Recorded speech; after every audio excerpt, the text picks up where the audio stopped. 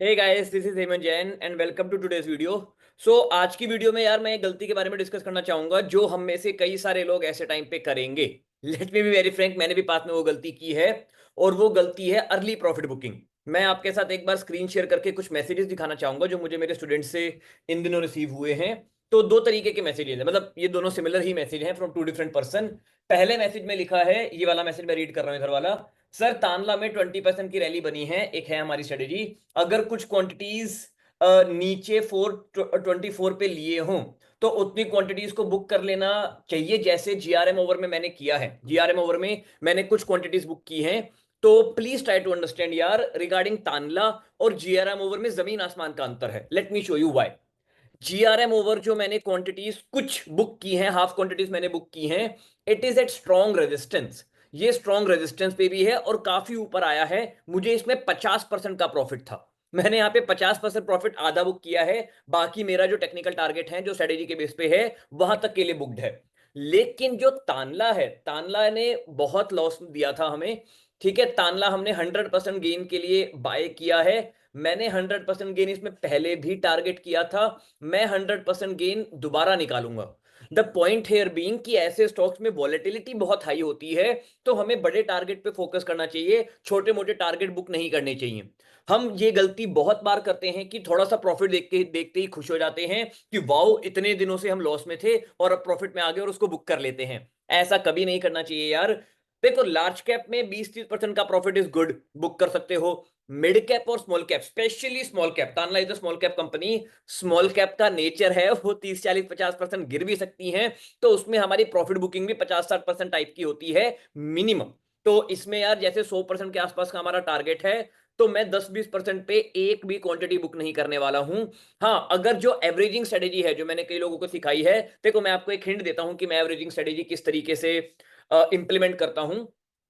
मान लो for example, मैंने कुछ क्वांटिटीज बाय की हैं, लेट्स से अगर मैंने कुछ क्वांटिटीज बाय की हैं इस लेवल पे, बेस्ड ऑन सम रूल्स, उसके बाद अगर ये स्टॉक 20% और नीचे जाता है, तो मैं कई बार कुछ क्वांटिटीज और बाय कर लेता हूं, एकदम छोटे से टारगेट के लिए। एकदम छोटे से 10-20-30% टारगेट के लिए मैं कुछ क्वांटिटीज और बाय कर लेता हूं। तो अगर आपको केवल ये जो न्यू क्वांटिटीज आपने बाय की थी, पहली वाली नहीं, मेन ट्रेड वाली नहीं, कुछ क्वांटिटी आपने बाय की थी, अगर आपको केवल वो निकालनी है, that's a different case, you can do that. लेकिन मेन जो ट्रेड था उसका आधा बुक कर लेना कि सर क्योंकि हम 20% प्रॉफिट में हैं, does not make any sense. देखिए, वी आर लकी, ठीक है। स्ट्रेटेजीज एक तरफ है, थोड़ा सा लक भी होता है।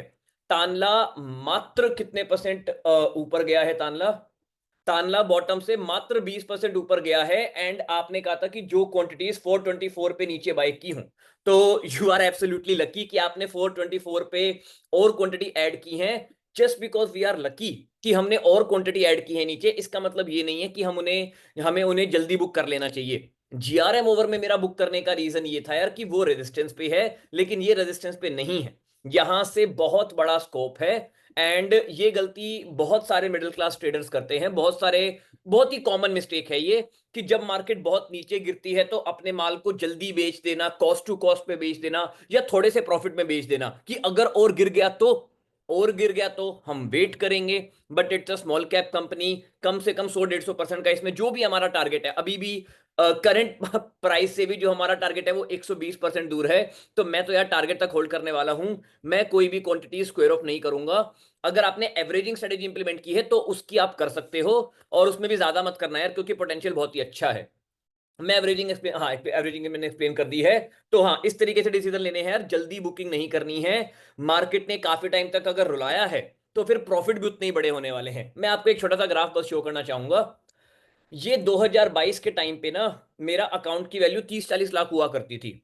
अब इमेजिन करो, ये 40 लाख से बॉटम, जो वॉर वाली न्यूज आई थी 16 जून 2022, मेरे को डेट तक याद है, उस जून को जो यहाँ पे बॉटम बना था, अगर उस बॉटम पे मैं डर गया होता बहुत ज्यादा, और जैसे ही रिकवरी आई, अगर मैं कॉस्ट टू कॉस्ट सारी क्वांटिटी स्क्वायर ऑफ कर देता कि मेरा जो है बहुत लॉस हो गया था, अब थोड़ा बहुत प्रॉफिट हो गया, सब बेच दूंगा, तो ये जो इतनी पावरफुल रैली आई थी, please try to understand this thing, इतनी पावरफुल जो रैली आई थी करेक्शन के बाद, इसका फायदा हमें नहीं मिलता।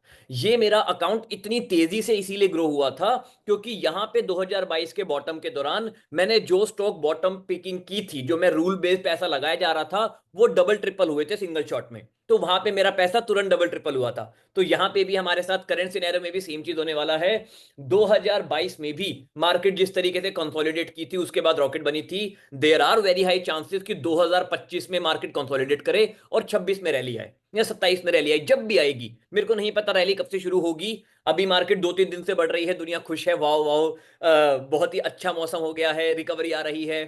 मुझे नहीं पता आ रही है या नहीं। Let me be very frank, I don't try to predict the market. कल क्या होगा मुझे नहीं पता, लेकिन 1 साल 2 साल 3 साल बाद जो भी मैं सिस्टम फॉलो कर रहा हूं, उसके बेसिस पे ये अकाउंट 2 करोड़ पे नहीं रहने वाला, इतना मेरे को पता है।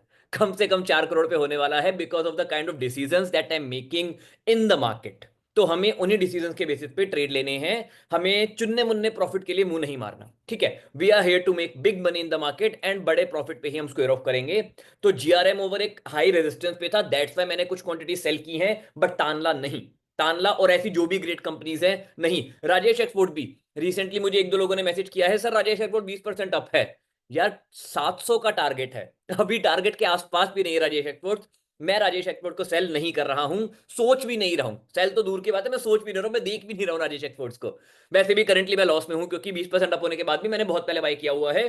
तो I mean significant loss in Rajesh भाई, ठीक है। दूसरा मैसेज ये वाला है, एक और स्टूडेंट का रिसीव हुआ है। एक सेकंड, मेरी स्क्रीन तो शेयर हो रही है ना? यस। दूसरा मैसेज है, also Aavas has reach 52 week high. I had purchased it based on super strategy long back with 2599 target. Do you think hold करना चाहिए या square off? Same question same reply होने वाला है, हमें टारगेट तक का वेट करना है। क्योंकि यार अभी इसने आवास ने जो रैली दिखाई है ना, please try to understand this thing. Although Aavas एक छोटे मोटे रेजिस्टेंस पे है, माइनर प्रॉफिट बुकिंग बनती है इसमें, कोई बात नहीं, लेकिन मैं नहीं कर रहा हूं। उसका रीजन सिंपल सा है यार, कि यहां से आपने इतना पेशेंस दिखाया है। जब भी आपने बाय किया होगा, लेट से आपने 1600 पे बाय किया है, 2 साल का पेशेंस दिखा के आप मात्र 21% प्रॉफिट में हो। बिग प्लेयर्स के बारे में सोचो ना यार, वो भी तो 2-3 साल पेशेंस दिखा के मात्र 21% प्रॉफिट में है। वो 21% प्रॉफिट में बेचेंगे क्या? वो भी तो यार 40-50% टाइप के प्रॉफिट का वेट करेंगे ना। तो यहां पे भी again, since it's a mid cap company, mid cap में मैं बड़े प्रॉफिट टारगेट करता हूं। 55% मेरा प्रॉफिट मिनिमम इसमें आएगा ही आएगा। जिस भी रेंज में मैंने बाई की थी 55 तो बस एक मैंने मार्क किया है। तो इन दोनों, एक तो ये स्ट्रॉन्ग रेजिस्टेंस जोन है और एक ये, तो इन दोनों के बीच में आसपास 2400-2500 तक जाएगा, तब मैं बेचने के बारे में सोचूंगा। अभी मैं आवाज को छू भी नहीं रहा हूं, मतलब बेचना तो पाप है, मैं आवाज को छू भी नहीं रहा हूं अभी। तो इस तरीके से यार हमें रूल बेस्ड काम करने की जरूरत है if you want to make big money in the market. Classical error है यार, जो क्लासिकल मिस्टेक है ये, जो सभी रिटेलर करते हैं। अगर उन्होंने कोई स्टॉक गलती से सस्ते में बाय कर भी लिया, लेट्स से गलती से किसी रिटेलर ने, स्मार्ट बंदे को फॉलो कर रहा है मान लो मुझ जैसे, और यहां पे ए पॉइंट पे अगर स्टॉक बाय कर भी लिया, तो मार्केट नीचे गिरी ऊपर आई, नीचे गिरी ऊपर आई, नीचे गिरी ऊपर आई, बंदे थक जाते हैं कि सर मैं तो कॉस्ट टू कॉस्ट निकाल रहा हूं, ये कंपनी ही बेकार है। ऐसा नहीं है। सेम चीज अगर मैंने उज्जीवन स्मॉल फाइनेंस बैंक में की होती, तो पास्ट में इसमें मैंने ये पूरी रैली का फायदा उठाते हुए यहां कहीं बाय किया था और अपना पैसा डबल किया था, ठीक है। तो मेरा पैसा डबल नहीं होता अगर मैं नीचे गिरने के बाद जब ये हल्का सा ऊपर आया तब निकल गया होता। तो यार हमें ये गलतियां नहीं करनी है। बहुत लोग सेम मिस्टेक करते हैं, प्लीज आप ये गलतियां मत करना। मार्केट में ये रिकवरी कुछ भी नहीं है। मार्केट को नए नए ऑल टाइम हाई भी बनाने हैं, बहुत ऊपर भी जाना है। And point is, it's not about our wealth generation, powerful players की वेल्थ जनरेट भी करनी है। I am betting on the fact that हमारे देश के जो भी ऑपरेटर्स हैं, हमारे देश के जो भी पावरफुल प्लेयर्स हैं, वो मेरे फायदे के लिए नहीं, वो खुद के फायदे के लिए मार्केट को ऊपर लेके जाएंगे। बस हमारा और उनका फायदा सेम चीज में है, because we are working in great companies. मैं आपको एक और चीज दिखाना चाहूंगा, कुछ दिनों पहले तक मेरी जो ऑप्शन की पोजीशंस हैं बहुत लॉस में थी। आई थिंक 7-8 8 लाख का लॉस तो मैंने देखा होगा, सिर्फ देखा था, मैं बुक नहीं करता, सिर्फ देखा था। अभी देखना चाहोगे क्या हाल चाल है उनका? 1,60,000 के प्रॉफिट में आ भी गई हैं, और मैंने 1 रुपया भी बुक नहीं किया है। अभी मैं 1 रुपया भी बुक नहीं करूंगा, बिकॉज अगेन यार टारगेट बड़े बड़े हैं मेरे। एशियन पेंट मुझे पता है कम से कम 7-8 लाख का प्रॉफिट मुझे इसी एक पोजीशन में मिलेगा। और बंधन बैंक लॉस में है, बहुत प्रॉफिट बंधन बैंक भी देगा। बैंक निफ्टी के पुट पूरी एकदम ही जीरो हो जाएगा, तब मैं स्क्वायर ऑफ करूंगा। तो इस तरीके के डिसीजन यार लेने की जरूरत है हमें मार्केट में। ना छोटे प्रॉफिट में खुश होना चाहिए हमें, और ना ही छोटे बड़े लॉसेस देख के दुखी होना चाहिए। Volatility is the part of market. Eventually हमारा पोर्टफोलियो इस तरीके से ग्रो होना चाहिए। उसके लिए जब जब मार्केट नीचे गिरेगी आपको और पैसा ऐड करना चाहिए, उसके लिए आपकी कोई स्टेबल सोर्स ऑफ इनकम होनी चाहिए। तो यार ये चीज मैं सभी को गाइड करूंगा कि please have a stable source of income. Market को ही सब कुछ मत मानो, बहुत कुछ है market, I totally agree with that fact, लेकिन मार्केट सब कुछ नहीं है। मार्केट आपका पैसा उसी रेट से ग्रो कर सकती है, मतलब 20 30 30 तो नहीं, चलो सॉरी मतलब 20 नहीं, 25 से 30% के सीएजर आपके इजीली आ सकते हैं अगर आप इस तरीके के सही डिसीजंस मार्केट में लो तो। अगेन मैं एक लेक्चर हमेशा देता हूं, प्लीज इंट्राडे गैम्बलिंग करना बंद कर दो। मुझे रिसेंटली एक इंट्राडे के बंदे ने कॉन्टेक्ट किया था, सर बचा लो सर 25 लाख का लॉस हो गया। एंड मैंने उसके साथ कन्वर्सेशन चेक की, तो 6 महीने पहले भी वो इंट्राडे करता था, मैंने उसको मना किया। फिर उसने 3 महीने बाद कुछ और इंट्राडे का क्वेश्चन पूछा, मैं कहा भाई मैं आंसर नहीं दूंगा, मैं इंट्राडे नहीं करता, प्लीज इंट्राडे मत कर। फिर उसने 1 महीने पहले फिर इंट्राडे का कोई क्वेश्चन पूछा, मैंने साफ मना कर दिया, I am not going to answer this question, मैं इंट्राडे नहीं करता हूं और मैं मना कर रहा हूं। फिर इन दिनों उसका मैसेज आया, सर बचा लो सर, 25 लाख रुपए का लॉस हो गया है इंट्राडे में, इसी महीने 3 महीने का लॉस हो गया है सर, क्या करूं अब बताओ। तो मैं कहा ठीक है कोर्स है एनरोल कर लो। He was like sir total 1800 रुपए अकाउंट में, कुछ बचा ही नहीं, सारा पैसा जीरो हो गया। तो यार अब अगर जीरो हो गया तो फिर आप ग्रो किस पैसे को करोगे, कर ही नहीं पाओगे। मैं आपको एक बार दिखाना चाहूंगा वो कन्वर्सेशन, ठीक है। तो let me share my screen and मैं आपको दिखाना चाहूंगा यार कि क्या हाल हुआ है उसका, ठीक है। तो आप देखोगे इंट्राडे का ये बंदा है, कुछ इंट्राडे का क्वेश्चन इन्होंने 28 नवंबर 2024 में पूछा था। मैं कहा आई डोंट डू इंट्राडे भाई, क्लास में मैंने आपको बताया था कितने लॉस में हो अब। ही वाज लाइक कितने, इस वाले में प्रॉफिट में हूं, मत करो इंट्राडे ऑप्शन बाइंग मत करो, आई रिक्वेस्ट यू। मैं हर बार यही कह रहा था मत करो मत करो मत करो मत करो मत करो, ठीक है। इन्होंने कुछ अपना खैर ये कन्वर्सेशन को इग्नोर करो प्लीज, ठीक है। एचएल के बारे में बताइए सर फ्यूचर में, मैं कहा नहीं, पी रेशो वगैरह बहुत ज्यादा है, मैं एचएल में काम नहीं करूंगा। सर कॉल लिया हूं 3000 quantity, I don't advise on option buying. Then इनका स्क्रीनशॉट आया मेरे पास कि सर देखो 21 लाख का लॉस हो चुका है। आई वाज लाइक कांग्रेचुलेशन, किस महान आत्मा को आपने फॉलो किया है जो इतना बड़ा लॉस हुआ, खुद को फॉलो किया है।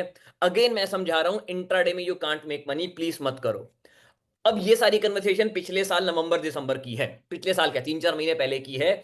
अब इसका फिर से मैसेज आता है, sir please help me sir, today is my last day for intraday, अब मैं नहीं करूंगा, गलती हो गया सर, महीने का 3 लाख रुपए चला गया इंट्राडे में, प्लीज बताइए कैसे मैं जो है क्या कहते हैं इस लॉस को रिकवर करूं। मैं कहा मैंने इंट्राडे करने से मना किया था, मतलब वो सब लेक्चर अब चला है, मैंने बहुत डांटा कि भाई मत करो मत करो मत करो। फिर मैंने कहा I have a course if you want, आप एनरोल कर सकते हो उसके लिए। He was like sir no money at the time, no money at the time, फिर क्या कर सकते हैं, नो मनी नो हनी। तो यार आप ऐसा एक्सपेक्ट मत करना कि आपका इंट्राडे में 25 30 लाख का लॉस होगा और सामने वाले आपको फ्री में गाइडेंस देंगे।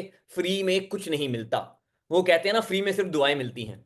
तो मैं भी आपको दुआ दे सकता हूं कि may God bless you with wisdom, लेकिन अगर आप इंट्राडे करोगे so you are going to lose all your money. अगर आप ऑप्शन बाइंग करोगे you are going to lose all your money. आपकी मेहनत का पैसा intraday, option buying and crypto trading में जीरो होने से कोई नहीं रोक सकता, कोई नहीं रोक सकता। इस तरीके से स्विंग ट्रेडिंग करो, ग्रेट कंपनी सस्ते में खरीद के महंगे में बेचो, and you will make money for the rest of your life. On that note guys, bye bye, take care, happy investing, and please ये गलती मत करना early booking. Basically early booking और स्टॉप लॉस सिमिलर हैं। Stop loss में भी आप जल्दी बेच देते हो टारगेट पे जाने से पहले, एंड छोटे प्रॉफिट को भी इनडायरेक्टली स्टॉप लॉस ही कह सकते हैं कि बड़ा प्रॉफिट आ सकता था लेकिन आपने डर के छोटे प्रॉफिट पे ही एग्जिट कर दिया, तो वो indirect way of applying stop loss है। Please don't do that. On that note guys, bye bye, take care, happy investing.